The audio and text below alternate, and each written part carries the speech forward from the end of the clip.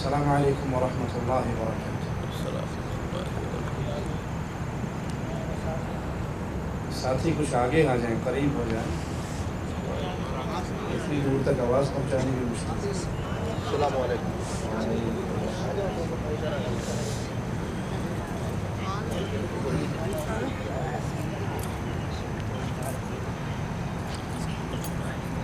ان الحمد للہ نحمده ونستعینه ونستغفره ونعوذ باللہ من شرور انفسنا ومن سیئات اعمالنا، من يهده الله فلا مضل له ومن يضلل فلا هادي له، اشهد ان لا اله الا الله وحده لا شريك له واشهد ان محمدا عبده ورسوله،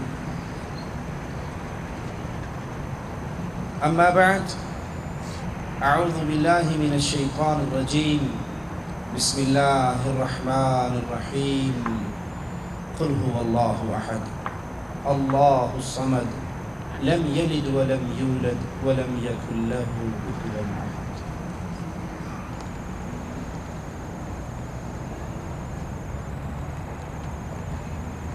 ماہ رمضان کی مبارک گھڑیوں سے فائدہ اٹھانے والوں،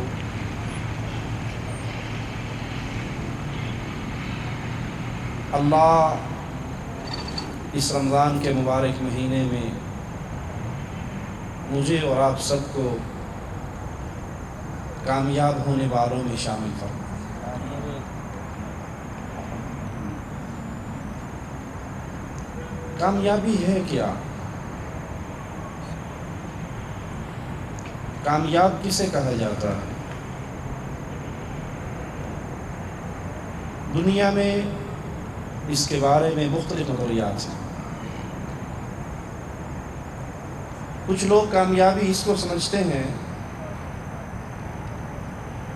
کہ دنیا کے اندر مال کھلا ہو، جیب بھری ہوئی ہو،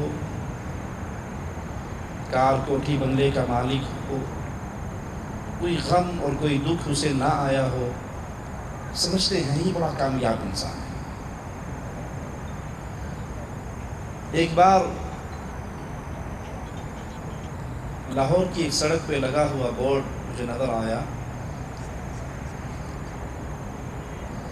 ایک عورت اپنے خامن کے ساتھ کھڑی ہے، ایک کی انگلی میں بیٹے کی انگلی ہے، دوسرے کی انگلی میں بیٹی کی انگلی ہے، اور پیچھے ان کا بہت خوبصورت مکان، ان کی کوٹھی نظر آ رہی، اور اس کمپنی والوں نے اس کے اوپر لکھا ہوا قدرت مہربان۔ یہ تصور ہے۔ کسی سے پوچھو کیا حال ہے، جی اللہ کا بڑا کرم ہے، بڑا اچھا گزارا چل رہا ہے، ماشاءاللہ، بیٹے بھی سارے جاب کرتے ہیں، میری اپنی بھی کوٹھی، کار، بنگلہ، مال، دنیا کی ریل پیل ہے، سمجھتے ہیں ہم کامیاب ہیں۔ حالانکہ نہیں جانتے رسول اللہ صلی اللہ علیہ وسلم فرماتے ہیں ایک شخص کو قیامت کے دن لایا جائے گا جس نے دنیا میں کبھی کوئی دکھ نہیں دیکھا ہوگا، کبھی کوئی غم اس کے پاس سے بھی نہیں گزرا ہوگا، اس کو ہمارے ہاں کہتے ہیں منہ میں سونے کا چمچہ لے کر پیدا ہونے والا، کوئی خواہش نہیں جو پوری نہ ہوئی ہو، زبان پہ اپنی بات لاتا تھا، ماں باپ اس کی تمنا کو پورا کر دیتے تھے، خوشی، سکون، عزت، پیار کی زندگی گزار کے جانے والا،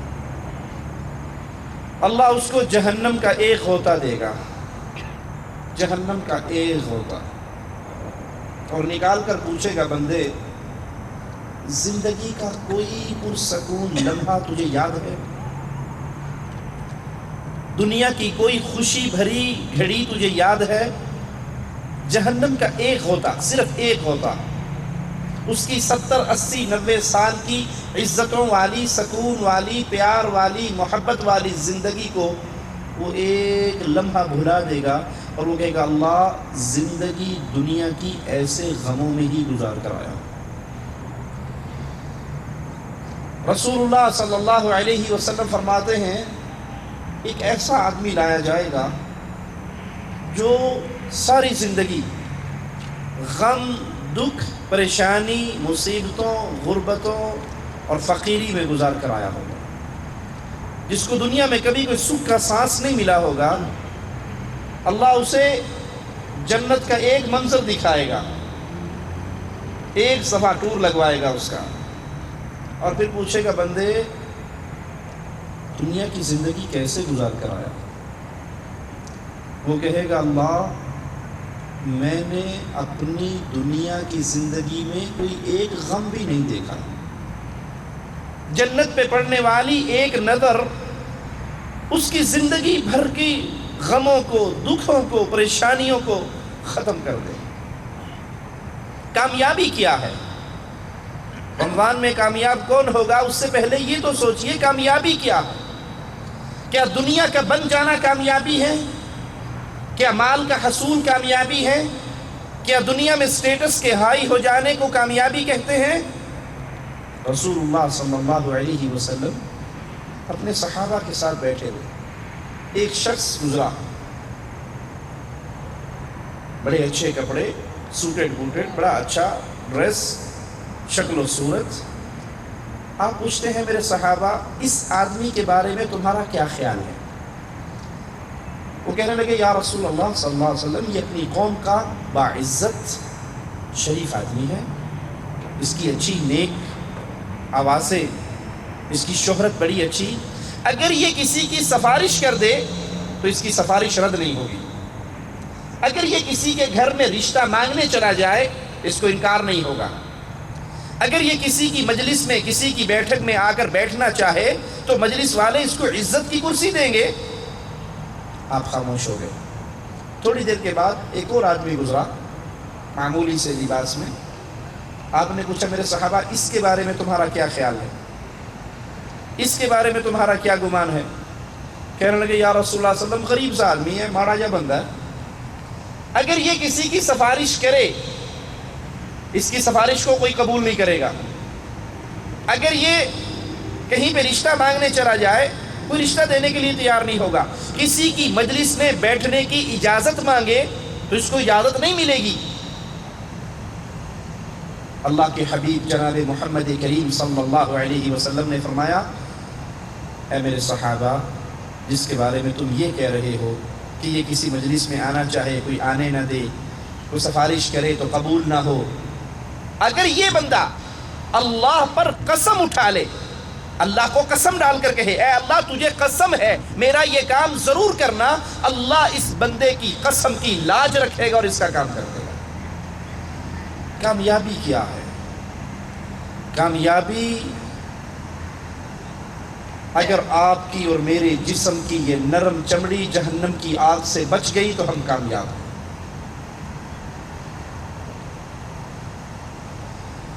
جون جولائی کی اس گرمی کے اندر گھر میں پنکھا چلتا ہو، اے سی خراب ہو جائے، آپ کی اور میری کیا حالت ہوتی ہے؟ اسی وقت بھلے رات کے 2 بجے ہوں، کسی اے سی والے کو دوست کو فون کریں گے یار ہماری تو رات نہیں گزرے گی، اے سی خراب ہو گیا، اتنی شدید گرمی ہے، بچے رو رہے ہیں، پسینوں پسین ہو گیا ہوں، چھت ہے، چھت کا سایہ ہے، پنکھا چل رہا ہے، بند کمرے میں ہیں، لیکن چند لمحے کی گرمی مجھ سے اور آپ سے برداشت نہیں ہوتی۔ اللہ کی قسم ایک دن آنے والا ہے جس دن حدیث کے مطابق یہ سورج میرے اور آپ کے سر سے 1 میل دور ہوگا۔ 1 میل، آج کروڑوں میل دور ہے نا، اور اس کی وہ تپش مجھے اور آپ کو کمرے کے اندر نان اے سی روم میں سونے نہیں دیتی۔ اے جوان جس کی بازو میں ابھی بڑی قوت ہے، جس کو شیطان نے شاید یہ پٹی پڑھا دی ہے کہ مرتے تو بوڑھے ہیں، ہم نے کب مرنا ہے، جب بابے بن جائیں گے تو مسجد سنبھال لیں گے، ابھی سے مسجد جانے کی کیا ضرورت ہے؟ ایک دن آئے گا اللہ کے حبیب علیہ السلام فرماتے ہیں یہ سورج 1 میل کے فاصلے پر ہوگا، یہ زمین تبدیل ہو چکی ہوگی۔ رسول اللہ صلی اللہ علیہ وسلم نے فرمایا انسان کسی کا پسینہ اس کے ٹخنوں تک ہوگا، کسی کا پسینہ اس کے گھٹنوں تک ہوگا، کسی کا پسینہ اس کی ناف تک ہوگا، کسی کا پسینہ اس کے سینے تک ہوگا، اور کچھ ایسے بد نصیب ہوں گے جو اس اپنے کھولتے ہوئے پسینے میں غوطے کھا رہے ہیں۔ یہ الف لیلا کی کہانی نہیں ہے، یہ ڈرامے نہیں ہیں، یہ کسی فلم کے ڈائلاگ نہیں ہیں، یہ محمد الرسول اللہ صلی اللہ علیہ وسلم کا کلام ہے۔ اللہ کے حبیب سجدے میں رو رہے اور دعا پڑھ رہے، اللہم حاسبنی حسابا یسیرا، اللہ میرا آسان حساب لینا۔ مومنوں کی ماں سیدہ عائشہ رضی اللہ تعالی عنہ پوچھتی ہیں، اللہ کے حبیب یہ آسان حساب کیا ہے؟ جب اللہ حساب کتاب لینے پہ آ گیا تو آسان تو نہ رہا۔ فرمایا عائشہ انما ذالک عرض، یہ تو عرض ہے، پیشی ہے، بندے پر بندے کے گناہوں کی پیشی۔ اللہ پوچھے گا تو نے فلاں وقت یہ نہیں کیا؟ اللہ سب سے پہلے کہنے والے کو سوچنے کی توفیق عطا فرمائے، پھر ہر سننے والے بھائی کو سوچنے کی توفیق عطا فرمائے، میں اپنی زندگی کے 24 گھنٹے کیسے گزارتا ہوں؟ اگر اللہ نے مجھ سے کسی بات پر پکڑ لیا اور پوچھ لیا، میرے پاس کیا جواب ہوگا؟ کرکٹ کھیلنے والے پیارے بھائیوں، جب انڈیا پاکستان کا میچ ہوتا ہے، کتنے ہیں جو اپنی نمازوں کو چھوڑ دیتے ہیں؟ اگر اللہ نے پوچھ لیا، حی علی الصلاۃ کا آوازہ گونجا تھا، ہم کہہ سکیں گے اللہ شاہد افریدی بیٹنگ کر رہا تھا تو اس وقت تیری اذان ہمارے کان میں نہیں پڑی تھی۔ عائشہ یہ تو بندوں پر بندوں کے گناہوں کی پیشی ہے۔ اللہ پوچھے گا تو نے فلاں کام نہیں کیا؟ بندہ کہے گا ہاں اللہ میں نے یہ کام کیا۔ اللہ پوچھے گا تو نے فجر کی نماز بستر پہ سوتے میں نہیں گزار دی؟ بندہ اقرار کرے گا۔ اگلا جملہ سنیے گا، اور یہ جملہ اس کا ہے جس کا آپ نے کلمہ پڑھا ہے، یہ جملہ اس کا ہے جس کا نام رسالت تسلیم کیے بغیر میں اور آپ مسلمان نہیں بن سکتے۔ محمد کریم صلی اللہ علیہ وسلم نے فرمایا، جس سے اللہ نے پکڑ کے پوچھ لیا یہ کام کیوں کیا، وہ مر گیا، وہ مارا گیا، وہ برباد ہو گیا، وہ ہلاک ہو گیا، کیونکہ اللہ کے کیوں کا کسی کے پاس کوئی جواب نہیں۔ اللہ کے لیے سوچئے، ہمارا خالق اللہ نہیں ہے کیا؟ ہمارا مالک اللہ نہیں ہے کیا؟ ماں کے پیٹ میں ہمیں پیدا کرنے والا اللہ نہیں ہے کیا؟ ماں کے پیٹ میں رزق دینے والا اللہ نہیں ہے کیا؟ ماں کے پیٹ سے باہر نکالنے والا اللہ نہیں ہے؟ جب باہر نکالا، بڑے ہو کر شیخ بننا تھا، عالم بننا تھا، ڈاکٹر بننا تھا، انجینئر بننا تھا، اس وقت مرغے تو نہیں کھا سکتا تھا، اس کے لیے خوراک کا انتظام ماں کی چھاتیوں پر کیا اللہ نے نہیں کیا تھا؟ کیا میرے اور آپ کے لیے اللہ نے یہ رزق پیدا نہیں کیا تھا؟ اگر کیا، مانتے ہیں، میں بھی مانتا ہوں، کیا کبھی میں نے اور آپ نے سوچا کہ اس اللہ کا مجھ پہ کیا حق ہے؟ مجھے اور اس اللہ نے مجھے اس دنیا میں کیوں بھیجا ہے؟ میرے پیدا ہونے کا مقصد کیا ہے؟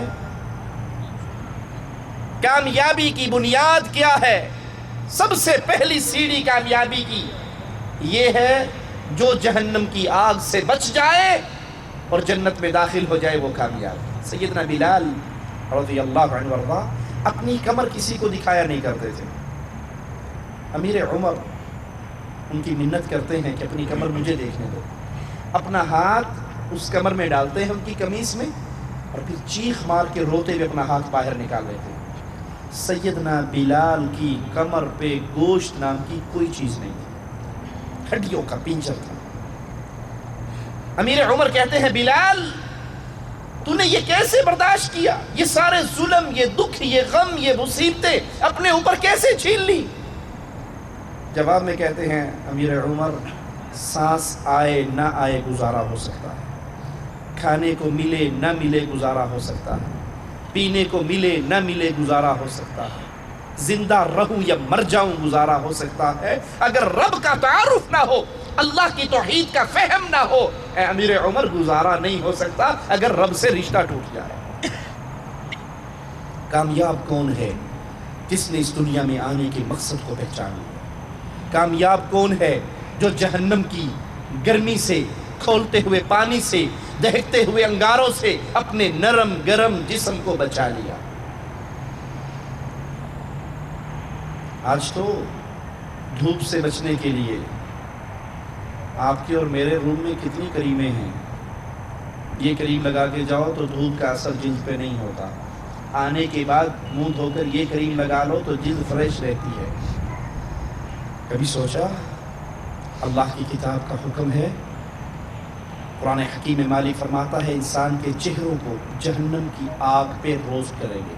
कोई कमर पे डंडा मारे ना तो बर्दाश्त हो जाता है, गाल पे डंडा पड़ जाए तो बर्दाश्त, क्योंकि ये नरम है।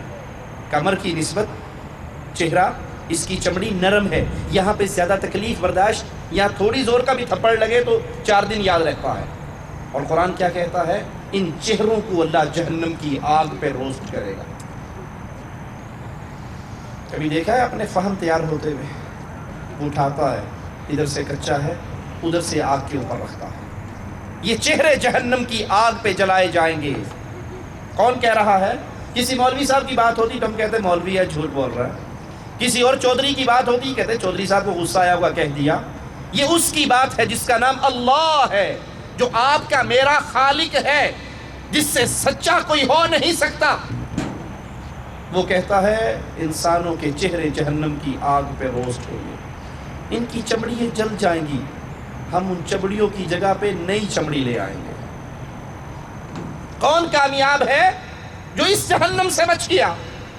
आइए हदीस एक कामयाब का किस्सा सुनाती है। मूसा अलैहिस्सलातु वस्सलाम ने अल्लाह से पूछा, अल्लाह सबसे आखिरी जन्नती कौन सा है?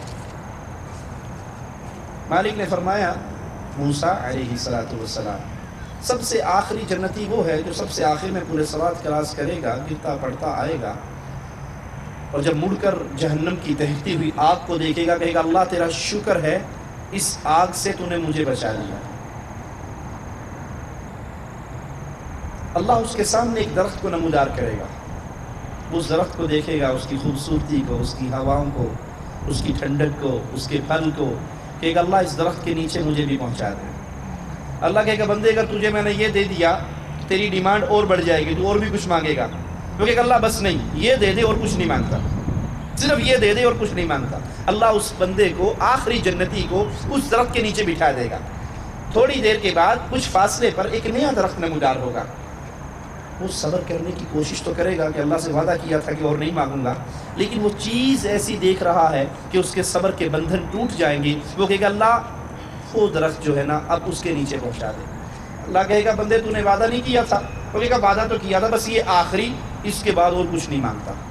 अल्लाह उस दरख्त के नीचे पहुंचाएगा, जन्नत के दरवाजे के करीब अल्लाह एक और दरख्त नमूदार करेगा। ये उसको देखेगा, बड़ा सब्र करेगा, सब्र होगा नहीं, कहेगा अल्लाह तुझे तेरी इज्जत का वास्ता है, इस दरख्त के नीचे बिठा दे, फिर कुछ नहीं मांगता। अल्लाह इसको उस दरख्त के नीचे बिठा देगा। ये वहाँ बैठेगा, अहले जन्नत के कह के सुनेगा, अहले जन्नत की नेमतों को देखेगा, उनकी खुशियों को देखेगा। ये कहेगा अल्लाह आखिरी सवाल, और कुछ नहीं मांगूंगा, मुझे भी जन्नत दे दे। अल्लाह कहेगा जा जन्नत में चला जा। हदीस के लफ्ज़ हैं, ये जन्नत की तरफ जा रहा होगा, खुय्यिल इलैहि अन्नहा मलआ, इसके दिल में ख्याल पैदा होगा कि जन्नत भर गई, सारे कैंप्स बुक हो गए, कोई फ्लैट खाली नहीं, कोई महल खाली नहीं, कोई कसर खाली नहीं, हूरें शादियाँ कर गई, कोई हूर बाकी नहीं बची, मेरे लिए तो कुछ है ही नहीं। ये वापिस आ जाएगा, अल्लाह जन्नत में कहाँ जाऊँ, जन्नत में कहाँ जाऊँ, जन्नत में तो कुछ नहीं रहा। अल्लाह कहेगा बंदे क्या तू राज़ी होता है मैं तुझे इतनी बड़ी जन्नत दूँ जितनी बड़ी पूरी दुनिया के किसी बादशाह की एक बादशाहत होती है? तो कहेगा अल्लाह मैं राज़ी। अल्लाह कहेगा ये जन्नत तेरे लिए, इस तरह की एक और जन्नत, इस तरह की एक और जन्नत, इस तरह की एक और जन्नत, और इस तरह की 10 जन्नतें मैं तुझे और देता हूँ। बंदा कहेगा अल्लाह तुझे, मुझे तेरी कसम मैं राज़ी हो गया। अल्लाह कहेगा बंदे इधर आ, मांग क्या मांगता है, डिमांड कर क्या करता है। ये फ़ौरन अपनी डिमांड की लिस्ट शुरू कर, उरीदु कैदा व उरीदु कैदा, ये भी दे दे, ये भी दे दे, ये भी दे दे, ये भी दे दे। सही मुस्लिम के अंदर ये रिवायत है, हदीस के लफ्ज़ हैं, बंदे की तमन्नाएं ख़त्म हो जाएंगी, मांगने के लिए कुछ नहीं बचा उसके सीने में, जो मांगा अल्लाह ने सब दे दिया। अब अल्लाह अपने बंदे को खुद याद कराएगा, अवला तुरीदु कैदा, फला नेमत नहीं चाहिए, अल्लाह हाँ वो भी चाहिए, जा वो भी दी, जा वो भी दी, जा वो भी दी। अल्लाह इससे याद करवा कर कहेगा सल मिन्नी कैदा, बंदे ये भी मांग ले, बंदे ये भी मांग ले। मूसा अलैहिस्सलाम कहने लगे अल्लाह ये सबसे आखिरी जन्नती है, तो सबसे आला जन्नती कौन होगा? ये सबसे आखिरी जन्नती है। جس کی یہ شان ہے سب سے اعلیٰ جنتی کون ہوگا؟ فرمایا موسیٰ وہ تو وہ ہے جس کو میں نے وہ کچھ دینا ہے جو اس کی آنکھ نے نہ کسی کی آنکھ نے نہ دیکھا ہے، نہ کسی کان نے سنا ہے، نہ کسی کے دل و دماغ پہ اس کا خیال ہی گزرا۔ کامیاب کون ہے جس کو اللہ نے معاف کر دیا؟ کامیاب کون ہے جو قبر کے عذاب سے بچ گیا؟ کامیاب کون ہے جو جہنم کی آگ سے بچ گیا؟ انصاری صحابہ آئے اللہ کے نبی صلی اللہ علیہ وسلم کے پاس کہ ہم اپنے نبی سے دعا کرواتے ہیں، ہمارے غلاموں کو پانی بھرنے کے لیے مدینے سے باہر جا کر کنویں سے پانی لانا پڑتا ہے۔ اللہ کے نبی کو کہتے ہیں دعا کرو اللہ قادر ہے ہمارے مدینے کے اندر چشمے جاری کر دے، ہمارے غلاموں کو اتنی مصیبت نہ اٹھانی پڑے۔ یہ سوچ کے، یہ فائنل کر کے وہ چلے ہیں۔ میری اور آپ کی زندگی کے مقاصد کیا ہیں، ذرا ان کو بھی سامنے رکھنا۔ اللہ کے نبی صلی اللہ علیہ وسلم کے پاس آئے، آپ نے انصاریوں کے چہرے دیکھے کہ یہ کچھ ڈیمانڈ لے کر آئے ہیں، اور میرے حبیب محمد کریم صلی اللہ علیہ وسلم وہ ذات تھی جو اپنی مرضی سے کلام نہیں کرتی تھی۔ وَمَا يَنطِقُ عَنِ الْهَوَىٰ إِنْ هُوَ إِلَّا وَحْيٌ يُوحَىٰ، کائنات کا ہر بندہ اپنی مرضی سے بولتا ہے۔ محمد کریم دین کی جب بھی بات کرتے ہیں وہ اللہ کے حکم سے کرتے ہیں۔ آپ نے فرمایا انصاریو مانگو کیا مانگتے ہیں، سوال کرو کیا کرتے ہو، آج تم جو مانگو گے تمہیں مل جائے گا۔ مجھے اور آپ کو کوئی یہ کہے مانگو کیا مانگتے ہو، جو مانگو گے مل جائے گا، جی امریکہ کا ویزا ہی لوا دو اور کوئی شے نہیں تھے، وہ 8-10 مربع زمین ہی لے دو، رول کے گڈیاں ٹور کے ڈرائیوری کر مر گئے ہیں، 4 پیسے لگ جائیں۔ میرے اور آپ کے ذہن کے اندر تصور یہ ہے کہ اگر دنیا مل گئی تو سب کچھ مل گیا۔ اللہ کے حبیب نے جب کہا مانگو، جو مانگو گے اللہ عطا کرے گا۔ کامیاب کون ہے؟ کامیابی کا دار و کیا ہے؟ انصاریوں نے جب اتنی بڑی بات سنی، کہنے کہ اللہ کے نبی کچھ ٹائم دیجیے، ہم تو کچھ اور پلاننگ کر کے آئے تھے، کچھ اور سوچ کر آئے تھے، آپ نے اتنی بڑی گارنٹی دے دی کہ جو سوال کیا جائے گا آج پورا ہو جائے گا، تو ہمیں میٹنگ کر کے کچھ سوچنا اس کا موقع دیجیے۔ وہ میٹنگ کرنے کے لیے بیٹھ گئے، ان میں سے ایک بچہ بھی تھا، اس میں ایک بچہ بھی تھا، وہ بچہ جس بچے کے ابو نے اس کو گھر میں ڈش انٹینے کی لعنت لگا کر ابھی نہیں دی تھی، وہ بچہ جس کی انگلیاں ریموٹ کے کنٹرول پر نہیں گھومتی تھی، وہ بچہ جو سکرین پہ تھرکتی اور ناچتی ہوئی عورتوں کے ننگے بدنوں کو نہیں دیکھتا تھا، وہ بچہ جس کے کان نور جہاں کے گانوں سے ناآشنا تھے، وہ بچہ جس نے قرآن سنتے قرآن پڑھتے ماحول میں آنکھ کھولی اور پرورش پائی تھی، ایک بچہ بھی تھا۔ بڑوں سے پہلے حدیث کے لفظ ہیں، یہ بچہ بولا، کہنے لگا پانی کے پیاسو، پانی کا سوال کرنے والوں، پانی تو پھر بھی مل جائے گا، محنت کر کے مدینے کے باہر سے پانی لایا جا سکتا ہے۔ فاطمہ کے بابا نے اتنی بڑی گارنٹی دے دی ہے کہ آج جو مانگنا ہے مانگ لو، اللہ عطا کر دے گا، تو آؤ مل کر چلتے ہیں اور سارا پانی اور پانی کا سوال بھول جاؤ، ایک ہی سوال کرو، یا رسول اللہ صلی اللہ علیہ وسلم جب جو مانگیں گے ہمیں ملے گا تو ہماری ایک ہی ڈیمانڈ ہے، دعا کر دو اللہ ہمارے گناہوں کو معاف کر کے ہمیں جنت عطا فرما دے۔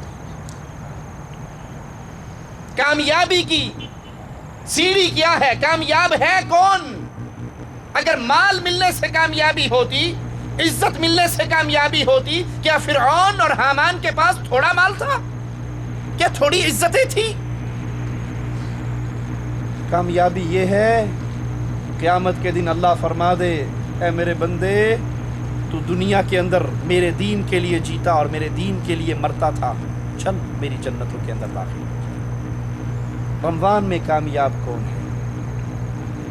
رمضان تو آتے ہیں گزر جاتے ہیں، اس سے پہلے بھی بہت آئے، اللہ آپ کو لمبی زندگی عطا فرمائے، اس کے بعد بھی بہت آئے۔ اگر میں نے اور آپ نے روٹین میں رمضان کو گزار دیا، ہماری روٹین ہے رمضان کے اندر روزے رکھنے کی، ہماری روٹین ہے رمضان کے اندر تراویح پڑھنے کی، جو ہی چاند نظر آتا ہے شوال کا پھر ہمارا رمضان وہ ختم ہو جاتا ہے، ہماری نمازیں ہماری عبادتیں بھی ختم ہو جاتی ہیں۔ اگر ہم نے زندگی کو ایسے گزارا کہ ہم نے اللہ کی عبادت کی بجائے رمضان کی عبادت کی، میرا جملہ کڑوا ہے، سخت ہے، لیکن معاف کرنا یہ جملہ حقیقت پر مبنی ہے۔ کچھ لوگ رمضان میں اللہ کی عبادت کرتے ہیں اور کچھ لوگ رمضان کی عبادت کرتے ہیں۔ کیا مطلب؟ رمضان سے پہلے کوئی نماز نہیں، رمضان آ گیا نمازیں شروع، رمضان ختم ہوا نمازیں ختم، رمضان آ گیا قرآن کی تلاوت ہے، رمضان ختم قرآن کی تلاوت ختم۔ اس کا مطلب یہ ہے کہ آپ اللہ کی عبادت نہیں کر رہے۔ اگر اللہ کی عبادت کریں گے تو اللہ نے نماز کا حکم رمضان کے علاوہ بھی دیا ہے۔ ہمارے پنجابی کی مثال میں مشہور ہے فصلی بٹیرے۔ فصل آتی ہے بٹیرے آ جاتے ہیں، فصل کٹ جاتی ہے بٹیرے اڑ جاتے ہیں۔ اگر میری اور آپ کی کنڈیشن فصلی بٹیروں والی ہے کہ ہم نے رمضان میں نماز پڑھنی ہے، ہم نے رمضان میں قرآن پڑھنا ہے، ہم نے رمضان میں اللہ کا ذکر کرنا ہے، ہم نے رمضان میں اپنا منہ مسجد کو دکھانا ہے اور پھر پورے 11 مہینے کی چھٹی لے لینی ہے اور اگلے رمضان میں پھر آ کر ہم نے اپنا منہ مسجد کو دکھانا ہے، تو اس کا مطلب ہے میں اللہ کی عبادت نہیں کر رہا، میں رمضان کی عبادت کر رہا ہوں۔ میرا رب اللہ نہیں ہے، میرا رب ماہ رمضان ہے۔ اور اگر یہ رمضان مجھے اور آپ کو چینج کر کے گیا، میری اور آپ کی زندگی کے لمحات کو بدل کر گیا، میری اور آپ کی زندگی کو ایک ایسی راہ پہ چلا کر گیا کہ کتنے ہی میرے دوست تھے جو میری آنکھوں کے سامنے ان کے جنازے اٹھ گئے۔ سوچئے، اپنے رشتہ داروں میں نگاہ دوڑائیے، کتنے وہ تھے جو پچھلے رمضان میں آپ کے ساتھ تھے، اس رمضان میں ساتھ نہیں ہے۔ میرا جسم لوہے کا تو بنا ہوا نہیں ہے کہ اس نے خراب نہیں ہونا۔ لوگوں کے جنازوں کو کندھا دینے والوں، کسی نے ایک دن میرے جنازے کو بھی کندھا دینا ہے۔ آج اپنے دوستوں کے جنازوں کو غسل دینے کا آپ کو موقع اور دیکھنے کا موقع ملتا ہے، قبر میں اتارنے کا موقع ملتا ہے، اس کے ساتھ کبھی یہ بھی سوچا کرو، آج میں اس کے پلو پکڑ کے اسے قبر میں لٹکا رہا ہوں، کل کوئی مجھے لٹکائے گا۔ جتنا پیارا اور قریبی ہوتا ہے نا، اتنی جلدی مٹی وہ ڈالتا ہے۔ دفن ہونے کے بعد آپ نے دیکھا ہے نا، وہ کسی والے قبر گورکن مٹی ڈالنے کے لیے تیار کھڑا ہوتا ہے، تو ہم کیا کہتے ہیں؟ ٹھہر جاؤ، پہلے بھائی پہ مٹی مجھے ڈالنے دو، پہلے ابو پہ مٹی مجھے ڈالنے دو، پہلے امی پہ مٹی مجھے ڈالنے دو۔ جو قریبی رشتہ دار ہوتے ہیں وہ پہلے مٹی ڈالتے ہیں، 3 چلو ڈالتے ہیں، اور اس کے بعد دوسرا آ کر کسیوں سے اس قبر کو بھرتا ہے۔ آج میں کسی کی قبر میں مٹی ڈال رہا ہوں، کل کوئی میری قبر پہ مٹی ڈالے گا۔ آج میں کسی کے معصوم یتیم بچوں کے آنسو صاف کر رہا ہوں، کل کوئی میرے یتیم معصوم بچوں کے آنسو صاف کرے گا۔ آج میں کسی کے جنازے کے ساتھ چل رہا ہوں، کل کوئی میرے جنازے کے ساتھ چلے گا۔ پردیس کے اندر رواج ہے، انسان مر جائے تو اس کی لاش بھیجنے کے لیے چندہ اکٹھا کرتے ہیں، فلاں مر گیا ہے، فنڈنگ کرو، اس کی لاش کو بھیج دیا جائے۔ حالانکہ اللہ کے نبی نے فرمایا جب انسان مر جائے تو فوراً جنازے کو دفن کرنے کی فکر کرو۔ اگر یہ نیک ہے تو اس کی قبر جنت کا باغ بن چکی ہے، اور اگر یہ برا ہے تو اس بوجھ کو، گند کو اپنے کندھوں سے اتار کر پھینک دو۔ لیکن ذرا کبھی سوچا، آج اس کی لاش کے لیے فنڈنگ ہو رہی ہے، کل کو میری لاش، کل کو میری ڈیڈ باڈی، وہ جہان، اس کے لیے میں نے کیا پلاننگ کی ہے؟ وہ جہان جس نے کبھی ختم نہیں ہونا۔ حدیث میں آتا ہے اللہ موت کو ذبح کر دے گا ایک جانور کی شکل میں لا کر، اور آوازہ پڑے گا موت کو موت آ گئی، اے دنیا والوں تمہیں موت نہیں آنی، اے جنت والوں تمہیں موت نہیں آنی، اے جہنم والوں تمہیں موت نہیں آنی، ہمیشہ کی جہنم اور ہمیشہ کی جنت۔ یہ کامیاب ہے۔ آپ نے ماشاءاللہ اکثر نوجوان پڑھے لکھے ہیں، میٹرک میں فیل ہو جاؤ تو ایک چانس ملتا ہے نا، سپلی ہے، ایز اے ہول کا چانس ہے۔ دنیا کا کوئی بھی امتحان ہو، وہ میٹرک کا ہو، ایف اے کا ہو، ایم اے کا ہو، کوئی بھی امتحان، فیل ہو گئے پھر چانس ہے، پھر فیل ہو گئے پھر چانس ہے۔ پیارے بھائی، آخرت کا امتحان پہلا اور آخری امتحان، یہ ایسا خطرناک ایگزامینیشن ہال ہے، اس میں داخل ہونے کے بعد واپسی کے ہر دروازے بند ہو جاتے ہیں۔ یہ ایسا خطرناک امتحان ہے کہ یہاں اگر فیل ہو گئے، اللہ کے لیے، اللہ کا واسطہ دے کر آپ کو یہ آوازہ سنواتا ہوں، اگر آخرت کے امتحان میں فیل ہو گئے، کوئی چانس نہیں ملے گا، واپس آنے کا کوئی موقع نہیں ہوگا۔ وہ ایسی اندھیر نگری ہے، وہاں کرکٹ کھیلنے والے دوست نہیں نظر آئیں گے۔ آج کرکٹ کا میچ کھیلنے آئے ہو، دیکھو کیا لائٹنگ لگی ہوئی ہے، قبر کے اندر کوئی لائٹنگ نہیں ہے. بہترین گھاس پر بیٹھے ہو، گراسی پلاٹ پر بیٹھے ہو، قبر بچھو اور سانپ کا گھر ہے.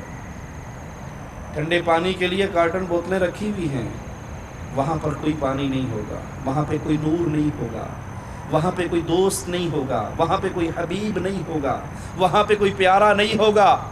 انسان کو اس کی قبر میں اتارا جائے گا، انتہائی ڈراؤنی شکل کا نوجوان آئے گا، پوچھے گا من انت، کون ہو؟ میں اپنے دوستوں میں خوش رہتا تھا، میں راتوں کو قصیم کی سڑکوں پہ گھومتا تھا، میں ہوٹلنگ کرتا تھا، ہم مزے کی گیمیں کھیلتے تھے، ہم دوستوں کے اندر بڑی مزیدار زندگی گزارتے تھے. ایک تو قبر کا بند صندوق ہے، روشنی نہیں، ٹھنڈا پانی نہیں، بیگم بچے نہیں، دوست و احباب نہیں، کرکٹ کے بیٹ اور وکٹیں اور گیند نہیں. اس صندوق کے اندر بند پڑا ہوں اور تو اتنی ڈراؤنی شکل کا آیا ہے. من انت، کون ہو تم؟ کاش اس کا جواب مجھے اور آپ کو آج یاد ہو جائے. وہ جواب دے گا، وہ بولے گا، وہ گونگا نہ ہوگا. وہ کہے گا مجھ سے پوچھتا ہے من انت، میں تیرے وہ گناہ ہوں جو دنیا میں کر کے آیا، میں تیری وہ خطائیں ہوں جو دنیا میں کر کے آیا.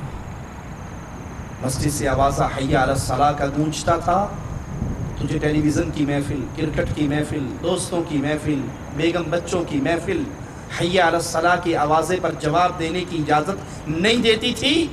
میں تیرے وہ گناہ ہوں جو دنیا میں کر کے آیا، میں تیری وہ خطائیں ہوں جو دنیا میں کر کے آیا. اور میری بات کو یاد رکھیے گا، جو حی علی الصلاۃ کا آوازہ سن کر، حی علی الفلاح کی صدا سن کر بستر کو نہیں چھوڑتا، کمرے کو نہیں چھوڑتا، دوستوں کی محفلوں کو نہیں چھوڑتا، کرکٹ کے میدان کو نہیں چھوڑتا، اللہ کی قسم یہ جانور سے بھی زیادہ گندا انسان ہے. آپ مجھ سے دلیل مانگیں، پروف مانگیں، مولوی صاحب یہ بات کہاں سے کر رہے ہیں؟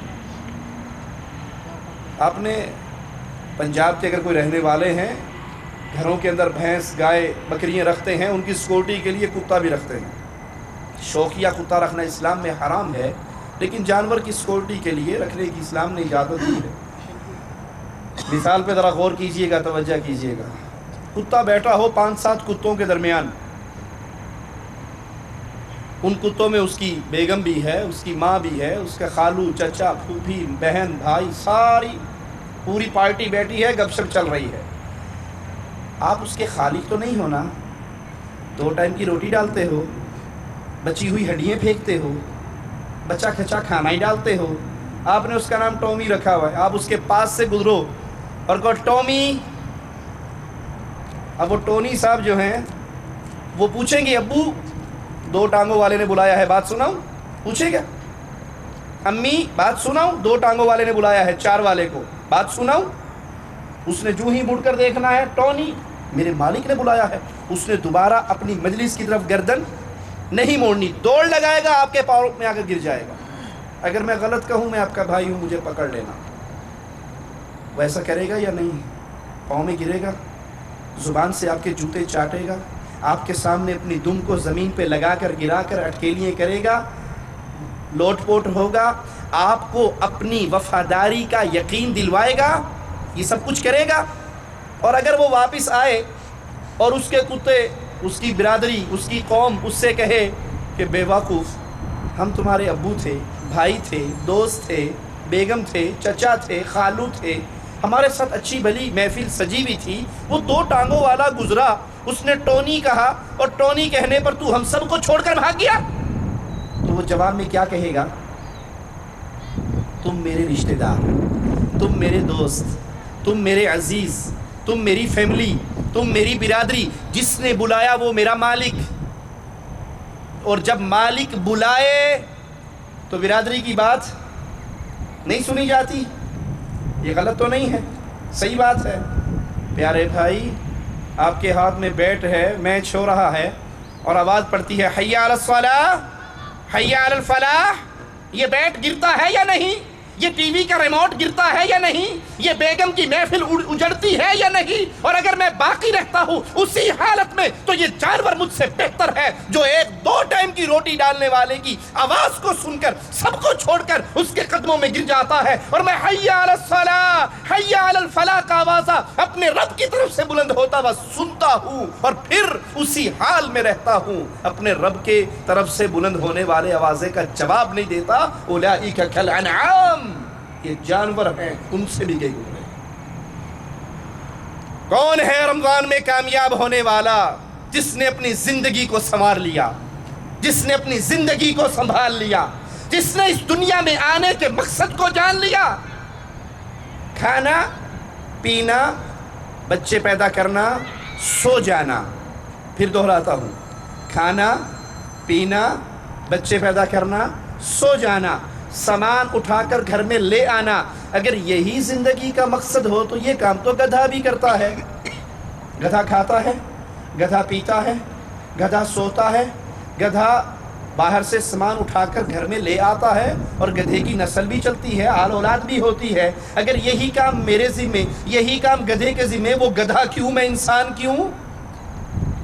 افحسبتم انما خلقناکم عبثا وانکم الینا لا ترجعون، کیا تم نے یہ گمان کر لیا ہے اللہ نے ہمیں بیکار پیدا کیا، واپس اللہ ہمیں نہیں بلائے گا؟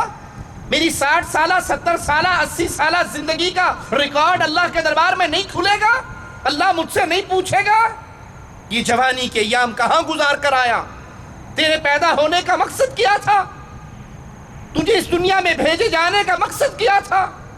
وہ مقصد اپنے رب کا تعارف تھا، وہ مقصد اللہ کی پہچان تھی، وہ مقصد اللہ سے دوستی تھی، وہ مقصد اللہ کے ساتھ تعلق تھا۔ جس نے اللہ کو پہچان لیا، جس نے اللہ کو مان لیا، جس کا رشتہ اللہ سے جڑ گیا، جس کی دوستی اللہ سے ہو گئی، وہ کامیاب ہے۔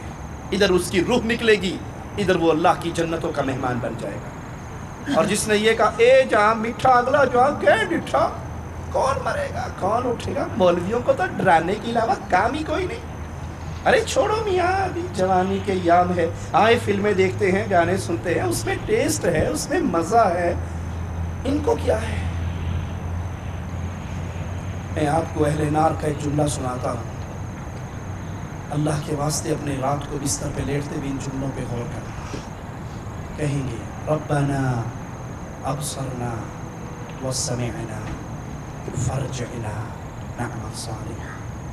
جب یہ زندگی ختم ہو جائے گی، جب یہ لمحات ختم ہو جائیں گے، جب یہ اٹھتے ہوئے ہاتھ گر جائیں گے، یہ بولتی ہوئی زبان لڑکھڑا جائے گی، یہ چمکتی ہوئی آنکھیں بے نور ہو جائیں گی، یہ دھڑکتا ہوا دل پتھر ہو جائے گا۔ ہونا ہے نا، کوئی بچ تو نہیں سکتا اس سے۔ اگر کوئی اس سے بچ سکتا تو کبھی فاطمہ کے بابا کی مدینہ میں قبر نہ بنتی صلی اللہ علیہ وسلم۔ جب میرے مصطفیٰ قبر میں دفن ہو گئے تو اب اللہ کے لیے سوچئے اور کون رہ گیا، اور کون بچے گا، اور کون صدا رہے گا؟ کل من علیہا فان، جو پیدا ہوتا ہے وہ مرنے کے لیے پیدا ہوتا ہے، جو دھرتی پہ آتا ہے وہ دھرتی کو چھوڑنے کے لیے آتا ہے۔ یہاں ہمیشگی ہے تو اللہ کے لیے، موت اگر کسی پہ نہیں آنی وہ اللہ کی ذات ہے، باقی سب نے مرنا ہے، سب نے جہان چھوڑنا ہے۔ تو جب اگلے جہان پہنچیں گے اپنی آنکھوں سے دیکھیں گے جہنم کے دہکتے ہوئے انگاروں کو، تو کیا کہیں گے؟ ربنا، اے ہمارے رب، ابصرنا، اپنی آنکھوں سے دیکھ لیا۔ وہاں سن کر یقین نہیں آیا تھا، قرآن پڑھ کر یقین نہیں آیا تھا، تقریر سن کر یقین نہیں آیا تھا، ہم کہتے تھے یہ ان کا کام ہے۔ بابر عیش کو اس کے عالم دوبارہ نیست، کس نے مرنا ہے کس نے اٹھنا ہے؟ یہ اگلے جہاں کی باتیں تو ویسی ہی باتیں ہیں، شاید کسی ڈرامے کا سین ہے یا کسی فلم کی سٹوری ہے، اور حقیقت کیا ہے؟ وہاں پر کہیں گے ربنا، اے ہمارے رب، ابصرنا وسمعنا، ہم نے دیکھ لیا، ہم نے سن لیا، فرجعنا، ایک شانس، ایک سپلی، ایک موقع، نعمل صالحا، ایک موقع دے دے اللہ، ہم دنیا میں جائیں گے تو نیک اعمال کریں گے۔ لیکن اللہ کی قسم، رب کی ہاں پہنچنے کے بعد اس دھرتی پہ واپسی کا کوئی چانس نہیں۔ اقرا کتابک، آج اپنی ڈائری کو پڑھو، آج اپنے معاملات پہ غور کرو، آج اپنی زندگی کا مقصد پہچانو، آج اپنے اللہ سے دوستی لگاؤ۔ الذی خلق الموت والحیات، جس نے موت و حیات کو پیدا کیا۔ کیوں؟ بیکار فضول میں دنیا سجائی کس لیے؟ آپ نے دیکھا نہیں چھوٹے معصوم بچوں کو، گھر میں کام ہو رہا ہو، باہر ریت گرا ہوا ہو، تو گھر کے بچے 3 4 5 سال کا بچہ، بے عقل بچہ، وہ ریت میں جا کر کھیلنا شروع کر دیتے ہیں، اپنا پاؤں ڈالتے ہیں، اس پہ گھروندے بناتے ہیں۔ دیکھا ہے نا بچوں کو؟ اور صبح سے شام تک کھیلتے رہیں گے، جب گھر جانے کا ٹائم ہوگا تو وہ جو صبح سے شام تک انہوں نے اپنا گھر بنایا تھا، جاتے ہوئے ساروں کو پاؤں مار کے توڑ جائیں گے۔ دیکھا ہے؟ جھوٹ تو نہیں میں کہہ رہا، ایسے ہی ہوتا ہے۔ کیوں؟ کوئی مقصد ہی نہیں ہے۔ بچوں کی بے عقلی پر اس کھیل کا کوئی مقصد نہیں ہے، وقت گزاری ہے۔ مالک فرماتے ہیں الذی خلق الموت والحیات لیبلوکم ایکم احسن عملا، ہم نے جو یہ موت و حیات کا یہ سسٹم پیدا کیا ہے وہ اس لیے نہیں کہ ہم نے بیکار فضول یہ گھر بنائے ہیں، فضول یہ دنیا سجائی ہے، نہیں، ہم نے اس لیے پیدا کیا کہ دیکھتے ہیں کون ہے جو اس دھرتی پہ آ کے اللہ کو یاد رکھتا ہے، کون ہے جو اپنے مقصد تخلیق کو بھول جاتا ہے۔ مقصد تخلیق کیا ہے؟ اس کا یہ مطلب نہیں کہ آپ بسترے اٹھاؤ اور سال کے لیے گھر چھوڑ کے نکل جاؤ، نہیں، اس دنیا میں رہتے ہوئے، اس گھر میں رہتے ہوئے، اپنے ماں باپ بیوی بچوں کے ساتھ رہتے ہوئے، اپنی دنیا کماتے ہوئے، دنیا کی نوکری کرتے ہوئے، اس کو نہ بھولو۔ میں آپ کو مثال دے کے سمجھاتا ہوں۔ دنیا سے ہمارا تعلق کیسا ہونا چاہیے؟ آپ گھر بناتے ہیں نا اپنی رہائش کے لیے، بڑا اچھا گھر ہوتا ہے، ہر گھر میں ٹوائلٹ بنتی ہے نہیں؟ ٹوائلٹ باتھ روم ہر گھر میں ہوتا ہے۔ باتھ روم میں جانا مقصد ہے یا ضرورت؟ جی ضرورت ہے، مقصد تو نہیں۔ اور 2 3 بھائی ہوں، 2 3 سال کا فرق ہو، اگر کوئی جا کے ٹوائلٹ میں بیٹھ جائے تو جو باہر کھڑے ہوتے ہیں وہ کیا کہتے ہیں غصے میں؟ ارے تو نے اندر جا کے دل لگا لیا، جلدی باہر آ، دوسروں نے بھی جانا ہے۔ یہ مقصد نہیں، ضرورت ہے۔ ٹوائلٹ کو یوز کرنا آپ کی اور میری ضرورت ہے۔ اگر کوئی وہاں پر جا کے دل لگا کے بیٹھ جائے، 1 گھنٹہ باہر نہ آئے، تو باہر والے کہتے ہیں اندر جا کر بیٹھے کیوں ہو؟ پیارے بھائی، یہ دنیا آپ کی اور میری ضرورت ہے، مقصد نہیں ہے۔ کمائیے، اچھا رزق تلاش کیجئے، اچھی محنت کیجئے، لیکن کبھی نہ بھولیے کہ اللہ ہمارا خالق ہے، اللہ ہمارا مالک ہے، جس نے آپ کو اور مجھے پیدا کیا ہے، جس نے آپ کو اور مجھے موت دینی ہے، جس نے آپ کو اور مجھے اٹھانا ہے۔ تو یہ رمضان کی بہاریں، یہ رمضان کی برکتیں، اس میں چھوٹے چھوٹے عمل ایسے ہیں جن عملوں سے اللہ زندگی بھر کے گناہوں کو معاف کر دیتا ہے۔ آئیے ان عملوں کی طرف تھوڑی ہی دیر میں بات کر کے اپنی ختم کرتا ہوں۔ وہ کیا عمل ہے؟ رسول اللہ صلی اللہ علیہ وسلم نے فرمایا من صام رمضان ایمانا واحتسابا غفر له ما تقدم من ذنبه، جو انسان رمضان کے اس مبارک مہینے میں روزہ رکھ لیتا ہے اللہ کے لیے، 2 شرطیں بنیادی بیان ہو رہی ہیں، انہی 2 شرطوں کو بیان کر کے بات ختم کروں گا۔ روزہ رکھنے کا مقصد کیا ہے؟ کچھ لوگ روزہ رکھتے ہیں کس مقصد سے؟ کہتے اگر کھاوا پیواں گے تو لوکی کہیں گے بھی ایڈا بڑا ہو کے جی کھان لیا ہے، لوکی کی کہیں گے، چلو روزہ ہی رکھ لینے، پھٹی کی صحیح، اگر کھائیں گے تو لوگ کیا کہیں گے؟ کمپنی والے کیا کہیں گے؟ اچھا بچہ ہٹا کٹا، مریض بھی نہیں، بیمار بھی نہیں، شرم نہیں آتی اسے کھانا کھا رہا ہے، تو اس لیے روزہ رکھنا ہی اچھا ہے۔ اگر اس نیت سے ساری عمر بھی روزہ رکھو گے تو اللہ کے ہاں 1 روزہ بھی قبول نہیں ہوگا۔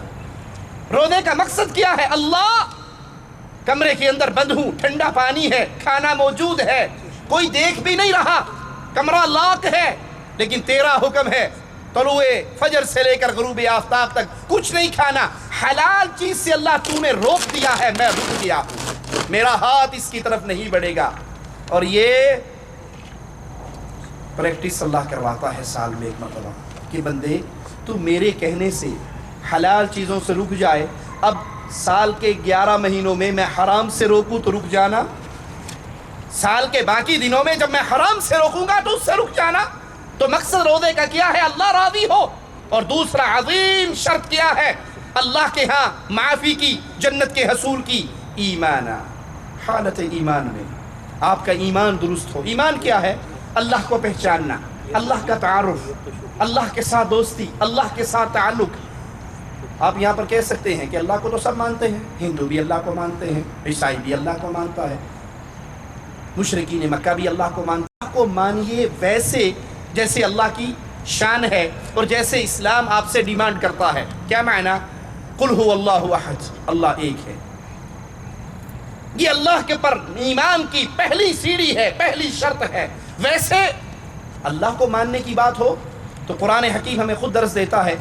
اہل مکہ کا واقعہ سناتے ہوئے نبی سے اللہ کہتا ہے، اے نبی پوچھو ان سے، اگر آپ ان سے سوال کرو من خلق السماوات والارض، زمین و آسمان کا خالق کون ہے، تو کفار مکہ کہیں گے اللہ۔ کفار مکہ اللہ کو مانتے تھے، لیکن ان کا اللہ کو مانا اللہ نے قبول نہیں کیا، رسول اللہ نے تسلیم نہیں کیا۔ کیوں؟ وہ ویسے نہیں مانتے تھے جیسے اللہ چاہتا ہے۔ اللہ کیا چاہتا ہے؟ قل هو اللہ احد، اللہ ایک ہے۔ اللہ کی کوئی بیوی نہیں، اللہ کے کوئی بیٹے نہیں، اللہ کا کوئی ماں باپ نہیں، اللہ کا کوئی ساتھی نہیں، اللہ کا کوئی ساجی نہیں، اللہ کا کوئی رشتہ دار نہیں۔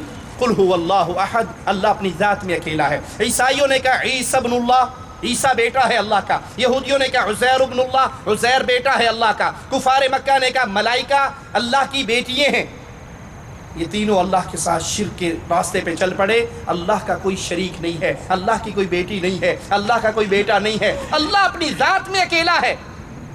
ہمارے کلمہ پڑھنے والے کچھ مسلمان دھوکہ کھا گئے اور انہوں نے عقیدہ رکھا اپنے انڈیا پاکستان کی مسجدوں میں اکثر یہ درود و سلام سنا ہوگا، الصلاۃ والسلام علیک یا نورا من نور اللہ، محمد اللہ کے نور کا ٹکڑا ہے، آپ پر سلامتی ہو۔ اللہ کے نور کا کوئی ٹکڑا نہیں، اللہ کے نور میں سے کوئی پیدا نہیں ہوا، اللہ اکیلا ہے اپنی ذات میں۔ قل هو اللہ احد، اللہ ایک ہے، دو نہیں، نہ کوئی اس کا بیٹا جیسے عیسائیوں نے کہا، یہودیوں نے کہا، یا لوگوں نے یہ عقیدہ رکھا کہ محمد اللہ کے نور کا ٹکڑا ہے۔ بلکہ سورۃ کہف آخری آیت 16واں پارہ اللہ اپنے نبی سے کہتا ہے قل، اے نبی کہو، انما، سوائے اس کے نہیں، انا بشر، میں بشر ہوں۔ کیسا بشر؟ مثلکم، جیسے تم بشر ہو۔ آپ بھی اولاد آدم میں سے ہو۔ محمد کریم صلی اللہ علیہ وسلم اولاد آدم میں سے تھے۔ آپ کے ماں باپ ہیں، نبی کریم کے ماں باپ تھے۔ آپ کے رشتہ دار ہیں، نبی کریم کی زوجہ، آپ کی بیٹیاں اور آپ کے بیٹے تھے، وہ بشر تھے۔ شان اللہ نے کیسی دی ہمارے آقا کو، پوری کائنات ایک پلڑے میں ہو اور امام کائنات ایک پلڑے میں ہو، پوری انسانیت اور جن اور ملائکہ مل کے محمد کی شان کے برابر نہیں ہو سکتے صلی اللہ علیہ وسلم۔ تو اللہ اپنی ذات میں اکیلا ہے، اللہ اپنی صفات میں اکیلا ہے۔ اولاد کون دیتا ہے؟ اللہ۔ رزق کون دیتا ہے؟ اللہ۔ شفا کون دیتا ہے؟ اللہ۔ مدد کون کرتا ہے؟ اللہ۔ وَمَن نَّصْرُ إِلَّا مِنْ عِنْدِ اللَّهِ، بدر میں محمد کریم کی اللہ نے مدد کی، خیبر میں سیدنا علی کی اللہ نے مدد کی، یونس علیہ السلام کی مشکل مچھلی کے پیٹ میں اللہ نے دور کی۔ رزق بھی اللہ دیتا ہے، يَهْبُ لِمَن يَشَاءُ إِنَاثًا وَيَهْبُ لِمَن يَشَاءُ الذُّكُورَ أَوْ يُزَوِّجُهُمْ ذُكْرَانًا وَإِنَاثًا وَيَجْعَلُ مَن يَشَاءُ عَقِيمًا۔ بیٹیاں اللہ دیتا ہے، بیٹے اللہ دیتا ہے، ملا جلا کر اللہ دیتا ہے، کسی کو بانچ کر دے یہ بھی اللہ کے اختیار میں ہے۔ تو پھر بیٹے کا نام کیا رکھنا چاہیے؟ پیر دیتا۔ ہمارے ہاں نام کیا ہوتا ہے؟ پیر دیتا۔ نبی بخش، علی بخش، امام بخش، ولی بخش، عبد الرسول، عبد النبی، عبد المصطفیٰ، عبد الامام، عبد الزہرا، عبد الحسن، عبد الحسین۔ ارے دیا کس نے؟ اللہ نے، اور اللہ کے دیے ہوئے کو تم غیر اللہ کی طرح منسوب کر رہے ہو۔ اللہ اپنی صفات میں اکیلا ہے۔ جب اللہ خالق، مالک، رازق، حاکم، رب ہے تو عبادت کا حقدار بھی اللہ ہے۔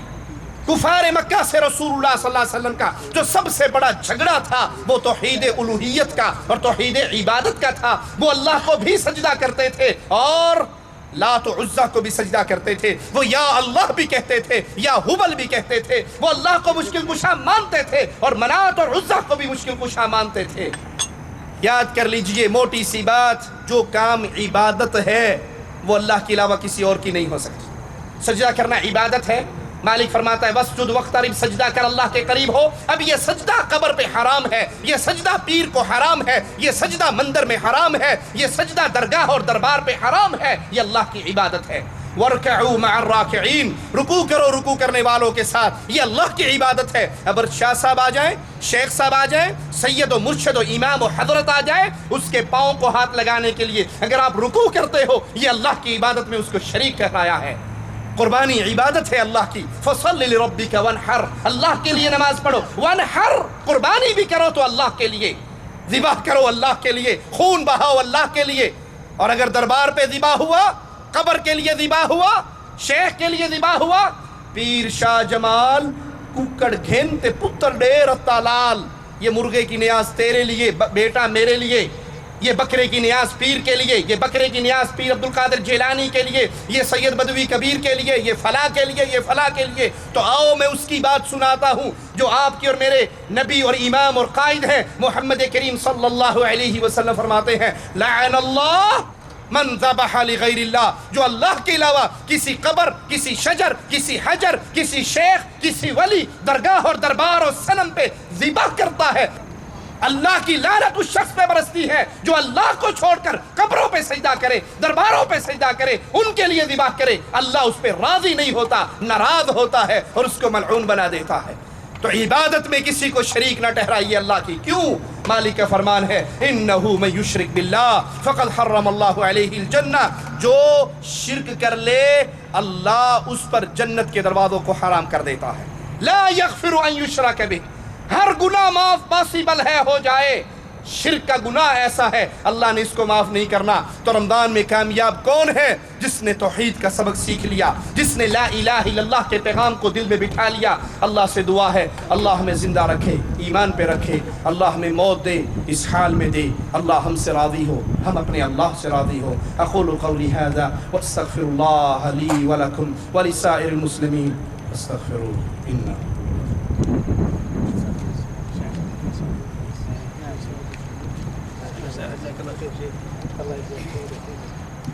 جزاکم اللہ خیر الجزا۔ اللہ تبارک و تعالی شیخ محترم کو ان ساری نصیحتوں کا اور دینی باتوں کا بہترین بدلہ عطا فرمائے، اور ہم نے اور آپ نے جن باتوں کو سنا ہے اللہ تبارک و تعالی ہمیں اس کے اوپر عمل کرنے کی توفیق عطا فرمائے۔ ابھی صرف میں 5 سوالات کی اجازت آپ لوگوں کو دوں گا کہ اگر کسی کے پاس سوال ہے 5 سوالات شیخ محترم سے کر سکتے ہیں۔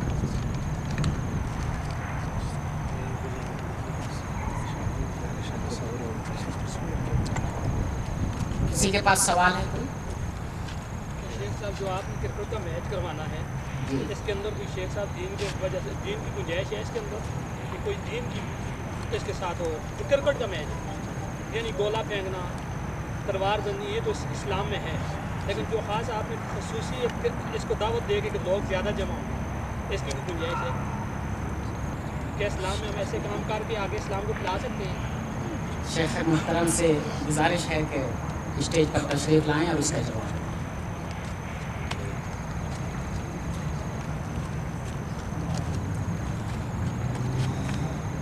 دیکھیے یہ کھیل جو کرکٹ کا ہو یا فٹ بال کا ہو یا ہاکی کا ہو، وہ کھیل نہیں ہے جس کی تعلیم اسلام نے دی ہے۔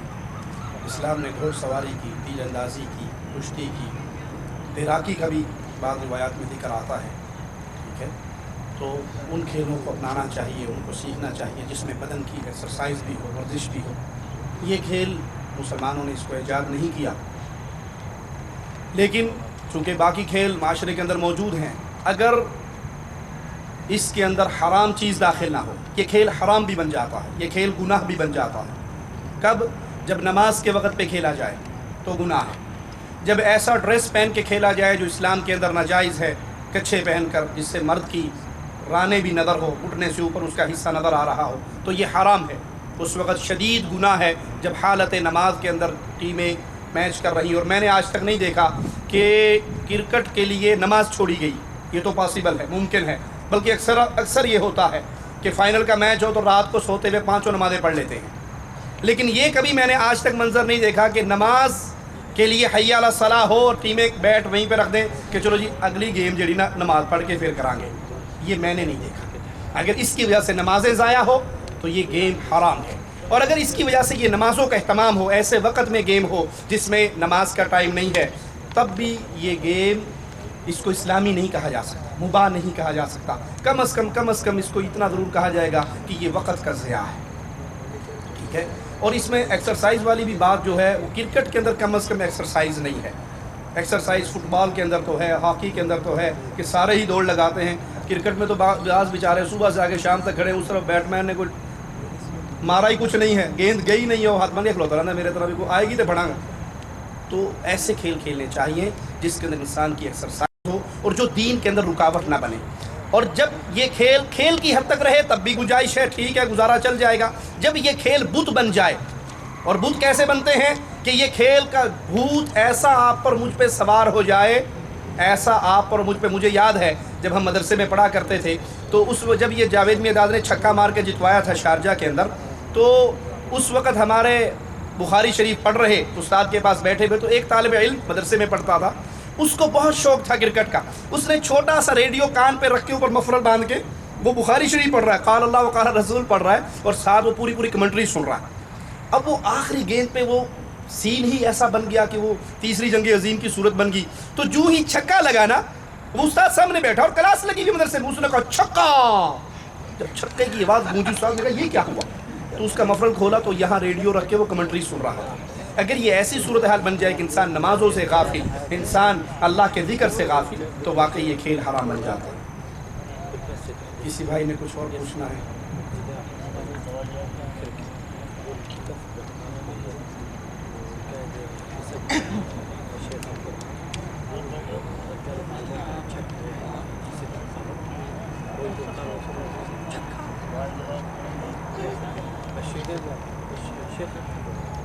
لینا دینا قسمت دا، پوچھنے کا کوئی پیسہ نہیں. اگر نہیں بھی پوچھنا تو زبردستی ہم آپ کو جواب نہیں دیں گے، کوئی ایسی بات نہیں. جزاکم اللہ خیر. سبحانک اللہم و بحمدک، اشہد ان لا الہ الا انت، استغفرک و اتوب الیک.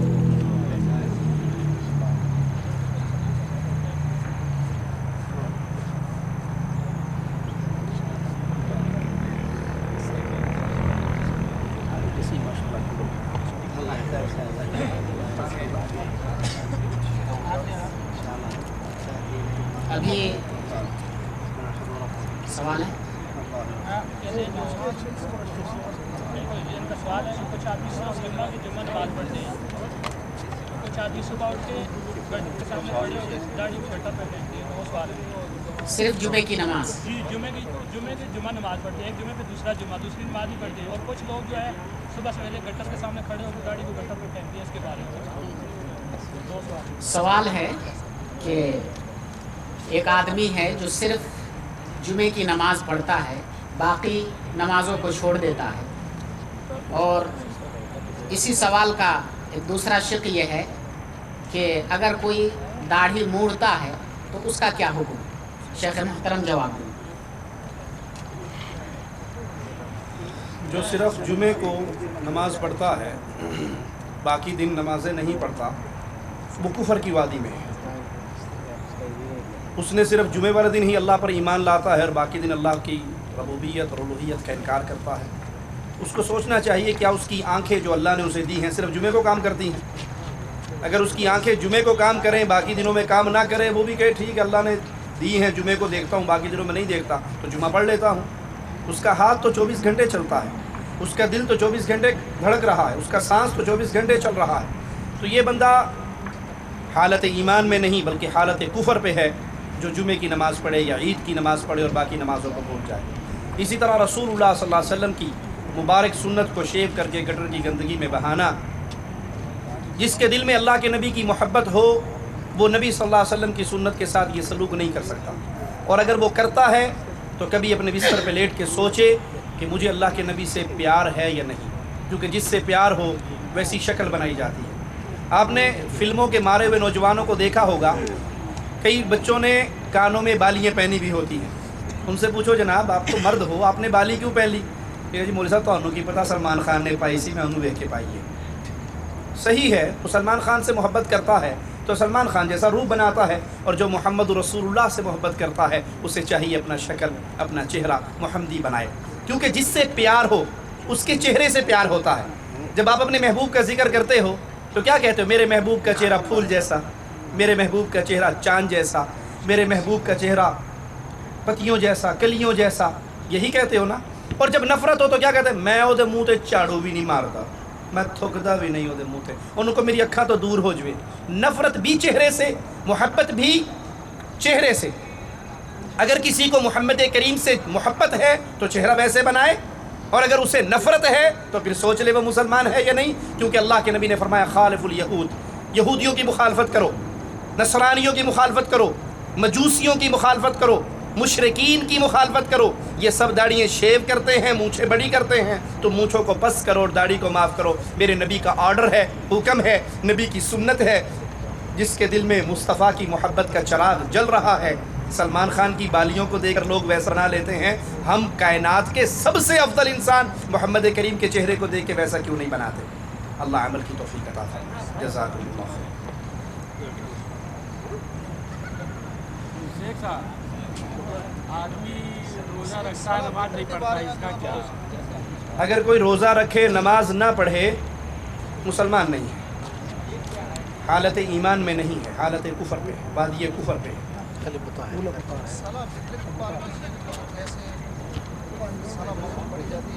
अल्लाह के नबी सल्लम ने वितर 3 इकट्ठे पढ़ने हो तो मगरिब की तरह पढ़ने से मना फरमाया है, मगरिब की तरह पढ़ने से मना फरमाया है। आपने फरमाया कि जब तुमने 3 वितर इकट्ठे पढ़ने हो तो मगरिब की मुशाबहत ना करो। पहले तशहुद में भी नहीं बैठना, सीधे खड़े हो जाना है, और आखिरी तशहुद में बैठ के सलाम कह देना। उन्होंने 5 का ऐलान किया था, मेरे ख्याल में 10 हो गए होंगे। आखिरी सवाल। अजय 5 नहीं हुए सर। वैसे सर अक्सर लोग 5-5, 10, 9-9 साल, 10-10 साल, 5-5 साल इतने पे रहते, वो वापस नहीं जाते। क्या वो जुल्म नहीं करते अपने बीवियां ना, अपने बच्चों ना? क्या है थोड़ी जी रोशनी पा रहे? अल्लाह इज़्ज़त है। देखो, अगर ये सवाल करने का मकसद इल्म हासिल करना और फिर उस इल्म के मुताबिक अमल करना है, फिर तो मैं बता देता हूँ, अगर नीरा स्वाद ही लेना है तो उसका कोई फ़ायदा कोई नहीं। आज अमल कराएंगे इंशाअल्लाह। मर्द के लिए जायज़ नहीं कि वो अपनी बीवी से मैदान जिहाद में जाते हुए भी 4 महीने से ज़्यादा दूर हो। हज़रत उमर एक गली में से गुज़र रहे थे और एक लड़की अपने घर में ये शेर पढ़ रही थी, अगर अल्लाह का डर ना होता तो उलाइबु खलीली, मैं भी अपने दोस्त के साथ खेल रही होती। ये अल्लाह का डर है जिसने मुझे ज़िना से रोका हुआ। तो सैयदना उमर ने तहकीक की कि क्या माजरा है, ये क्यों ऐसा कह रही है? तो पता लगा इसका खामिन मैदान जिहाद पे गया, और आपने फिर फतवा जारी किया, ऑर्डर जारी किया कि कोई अगर मैदान जिहाद पे भी जाए तो वो 4 महीने के बाद भले 1 हफ़्ते के लिए भी घर आ जाए और उनकी ज़रूरत पूरी करके वापस जाए, इससे ज़्यादा वो ना करे। और अगर जो 3-3, 4-4, 5-5, 10-10 साल तक छोड़े रहते हैं बीवी बच्चों को और यहाँ पड़े रहते हैं, तो फिर याद कर लीजिए, अगर उनकी बीवी पीछे गुनाह कर बैठती है तो जहाँ वो मुजरिमा है वहाँ ये मुजरिम है। अगर किसी की बीवी इजाज़त है भी, आप ठीक 1 साल के बाद आ जाना, आप 2 साल के बाद आ जाना, और वो फैमिली सिस्टम में रहती है, अपने माँ बाप के साथ रहती है, तन्हा अकेली नहीं है, फितने में गिरने का डर नहीं है, और बेगम इजाज़त भी देती है कि मेरी तबीयत भी ठीक है, मैं गुजारा कर लूँगी, आप साल के बाद आ जाना, तो फिर कोई हरज नहीं। लेकिन अगर बीवी बुलाए और बंदा ना जाए और वो गुनाह कर बैठे तो वो गुनाहगार, उसके साथ ये भी गुनाहगार है।